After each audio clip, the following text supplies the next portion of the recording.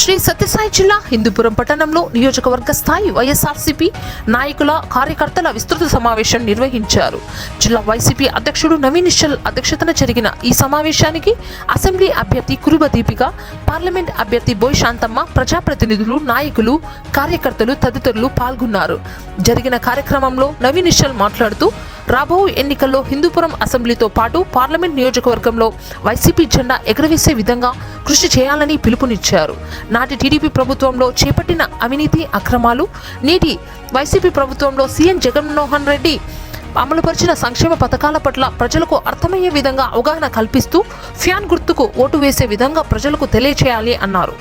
Assembly MLA అభ్యర్థి దీపిక మాట్లాడుతూ సూర్యుడు ఉదయించేది ఎంత నిజమో సీఎం జగన్మోహన్ రెడ్డి మరలా సీఎం అయ్యేది అంతే నిజమని, 100 పార్టీలు 100 జెండాలు జతకట్టి వచ్చిన జగన్మోహన్ రెడ్డి ప్రపంచనాన్ని ఆపలేరని, మనమందరం ఐక్యమత్యంగా ఉంటూ హిందూపురంలో టీడీపీ కంచుకోటను బద్దలు కొట్టి వైసీపీ జెండా ఎగరవేద్దామని, వైసీపీ సంక్షేమ పథకాలను ప్రజలకు అర్థమయ్యే విధంగా తెలియజేస్తూ ముందుకు సాగాలని కోరారు. పార్లమెంట్ అభ్యర్థి శాంతమ్మ మాట్లాడుతూ రాష్ట్రంలో బీజేపీ, టీడీపీ, జనసేన ఏకమైనప్పటికీ సింగిల్గా సీఎం జగన్మోహన్ రెడ్డి వస్తాడని, రెండోసారి సీఎంగా బాధ్యతలు చేపడతారని పేర్కొన్నారు. కుల మతాల మధ్య చిచ్చు పెట్టే బీజేపీని నమ్మే పరిస్థితిలో లేరని, దానికి తోడు అబద్ధాలు చెప్పే టీడీపీ, దాన్ని వెనుక వేసుకొచ్చే జనసేనలకి ప్రజలు నమ్మే పరిస్థితుల్లో లేరని, ప్రజాభివృద్ధికి పాటుపడే ఒకే ఒక్కడు ఉన్నాడని, ఆయనే జగన్మోహన్ రెడ్డి అని, అది ప్రజల మదిలో నాటుకుని పోయిందని తెలిపారు. మనమందరం కలిసిమెలిసి పనిచేస్తూ హిందూపురం నియోజకవర్గంతో పాటు పార్లమెంటు స్థానం కూడా గెలుస్తామని ఆమె ధీమా వ్యక్తం చేశారు.